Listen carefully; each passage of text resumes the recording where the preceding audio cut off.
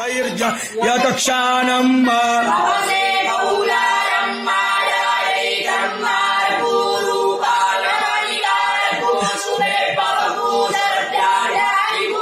जय सिया राम, हरिओम।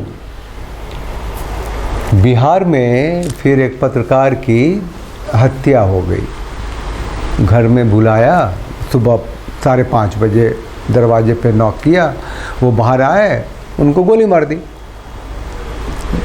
दी गोली, हत्या हो गई। विमल कुमार यादव उनका नाम था। तो फिर कहते हैं कि एक्चुअली हत्या इसीलिए हुई कि उनके जो भाई थे, सरपंच थे शायद, उनकी 2 साल पहले हत्या हो गई थी।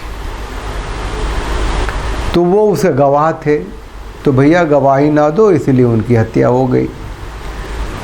उन लोगों को अभी भी लगता है कि बिहार की कानून व्यवस्था जो है, जज साहब लोग हैं वो वहाँ के शायद माफिया से नहीं डरते, नहीं तो वहीं से कुछ कर लेते। तो एक्चुअली क्या है कि ये जो विमल कुमार यादव थे, उनकी हत्या करने वाले भी यादव ही थे। तो यादव भर से यादव है, नहीं हत्यारा तो हत्यारा ही होता है, लेकिन बिहार है ना। अब हम सोच रहे थे कि ये जो वीडियो है इसका टाइटल रखें, अच्छा है कि मनीष कश्यप जेल में है। देखिए, जब माफिया का चरित्र जो है और सरकार का चरित्र एक जैसा हो जाता है तो कैसा होता है। बिहार की सत्ता जो है, जो राजनीतिक सत्ता है, वो उसका जो चरित्र है और वहाँ के जो माफियाओं का चरित्र है वो बिल्कुल एक जैसा है। आप लोग चैनल को लाइक शेयर सब्सक्राइब कर लीजिएगा और बेल आइकन प्रेस कर दीजिएगा, जिससे हम लोग मिलते रहेंगे और जो सच बात है उसको अपने तरीके से सुनाते रहेंगे और आप अपनी प्रतिक्रिया देते रहिएगा। इससे फ़र्क क्या पड़ेगा, ये तो दूर की बात है। तुरंत जो इंस्टेंट ये होती है कि हमें ये विश्वास होता है कि चलो हमारे जैसे लोग हैं जो हमारी तरह सोचते हैं और उनका भी अस्तित्व है। नहीं तो नकार खाने में तूती का आवाज़ आई है। पप्पू यादव जो हैं वो कहते हैं कि हम जो हत्या हुई है अररिया में विमल कुमार यादव की, उसके हत्यारों को फांसी की सज़ा दिलवाएंगे। और फिर उन्होंने मदद भी करी है, उनका बैकग्राउंड भी कुछ ऐसा ही था। बाद में फिर तो नेता बन गए, जनप्रतिनिधि बन गए और बहुत सारी बातें हुई, किताब उताब लिख के। और लालू यादव के कभी फ़ैन हो जाते हैं, कभी तेजस्वी यादव के दोस्त हो जाते हैं। भाजपा से जब नीतीश जी टूट के आते हैं लालू जी के खेमे में, तो फिर उसको भी मतलब समर्थन कर देते हैं। फिर नीतीश यादव को आजकल गरियाने में लगे हुए हैं और बहुत सारी बातें हैं। तो अब उनको भी राजनीतिक रूप से जिंदा रहना है। बात यह है कि इसका जो आलोचना हो रहा है, जो इस पर राजनीति हो रही है, उसका एंगल देखिए ना। अगर ये विमल कुमार यादव के हत्यारे कोई सिंह होता, झा होता या कोई मतलब ऊंची जाति का होता तो राजनीति कैसे होती। यादव है या फिर कोई मुसलमान होता तो यादव और मुसलमान का जो कॉम्बिनेशन है लालू यादव जी का, वही अभी प्रखर है। एक बाप के 2 जवान बेटों की हत्या हो गई। बताइए, ये बिहार है, नीतीश जी क्या कर लेंगे। कहते हैं दिमाग बौरा जाता है तो आदमी गूंग गीजने लगता है, शांति का चिलम पी के आनंद में रहता है। लालू जी के साथ हैं तेजस्वी यादव, उप मुख्यमंत्री हैं, भारतीय जनता पार्टी को छोड़ के आए हैं। लालू जी को छोड़ के भारतीय जनता पार्टी के पास गए थे। क्या करें नहीं करें उनको समझ में नहीं आ रहा है। कहाँ पे जोर लगाएं, कहाँ पे सुशासन बाबू का जो इमेज था वो वापस लेके आए, वो तो उनके दिमाग में अब है भी नहीं शायद। पत्रकार विमल कुमार यादव जी की हत्या के पीछे का कारण को ढूंढना बहुत मुश्किल है क्या। जो गिरफ्तार हुए हैं 4 लोग, वो हैं विपिन यादव, भवेश यादव, आशीष यादव, उमेश यादव और 2 लोग और हैं जो गिरफ्तार हो गए होंगे या होने वाले होंगे। पुलिस तलाश रही है। ठीक है। और सबसे बड़ी बात ये भी देखिए ना कि ये विमल जी जिनकी हत्या हुई, उनको पता था उनकी हत्या हो सकती है और वो पुलिस में भी गए थे ना भाई। पुलिस ने कहा है, सोचा होगा कि ये तो खुद ही यादव है, ये तो थानेदार कोतवाल क्या थाने में आ गया है। पुलिस तो समझती है ना कि बिहार की जो सरकार है उसका जो राजनीतिक तंत्र है वो किस तरीके से, किस आधार पे चल रहा है। ओवैसी के जो किशनगंज से 4-5 मुसलमान जो थे उसके एमएलए 5 से 4 तो आ गए तेजस्वी यादव के साथ, पार्टी बदल ली। उसको समझ में आ गई कि भैया ओवैसी जितना बड़ा मुसलमान है उससे ज़्यादा तो हमारे अपने बिहार के लोग हैं, लालू यादव हैं, तेजस्वी यादव हैं, चलो पार्टी बदल लो। यादव जी तो यादव ही है, कम्बिनेशन ही है। वो पचफोरना था, उसमें एक कॉम्बिनेशन जुड़ा वो नीतीश बाबू जी का, वो कहीं भुला ही गया। तो बड़ा ही खतरनाक बात है भाई साहब। एक थे सुभाष कुमार महतो, पत्रकार थे। अब ये बालू माफिया, शराब माफिया पर रिपोर्टिंग करते थे, ज़बरदस्त करते थे, पिटा देते थे। इनको भी बेगूसराय कहते, 26 साल का नौजवान था, इसको मार दिया भाई साहब। एक शादी ब्याह से कहीं आ रहे थे सुभाष जी। अब देखिए सुभाष जी महतो थे, दलित थे ना नाम से, क्या हो गया?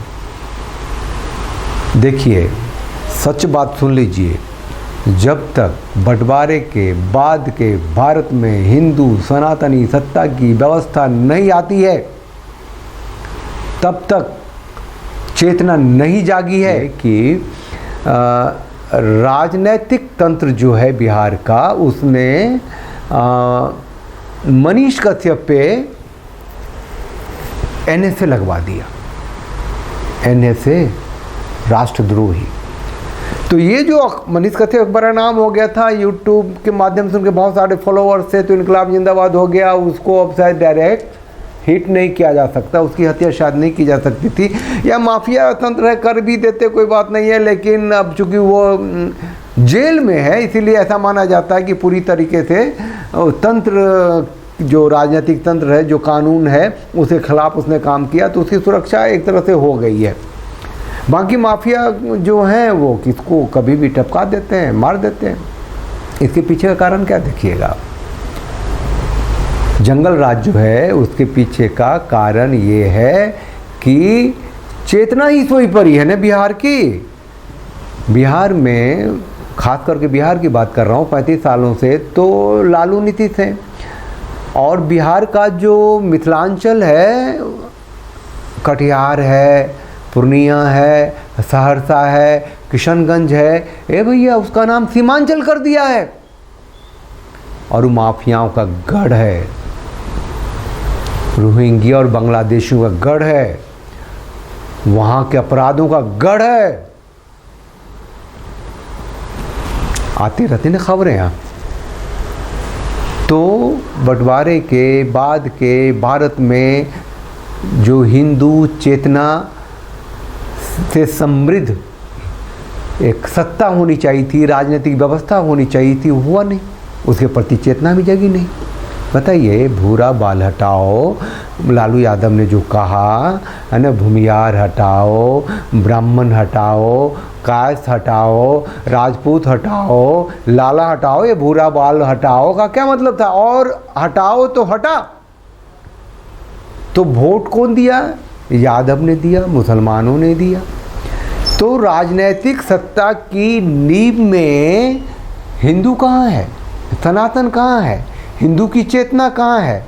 राम राज्य कहाँ है? बंटवारा हुआ ना हिंदू मुसलमान के नाम पे। तो भारत को एक बड़ा सा पाकिस्तान बनाने में सारे राजनेता लग गए। तो भारत के विभिन्न पॉकेट्स में तो लोगों की थोड़ी सी चेतना जगी, तो वो लड़ने की स्थिति में आए भी, लोग लड़ भी रहे हैं। तो बिहार में एक चेतना ही दूसरे तरह की है। यादव मारा गया, यादव ने मारा, तो अब क्या है कि चलो विरोध में बोलो नीतीश के। अरे नीतीश को भी महतो मारे गए, सुभाष महतो, तो नीतीश ने क्या कर लिया? एनएसए लगाया ना मनीष कश्यप पे, नीतीश जी ने क्या कर लिया? वहाँ की जो चेतना है, जो बिहार की चेतना है, उसमें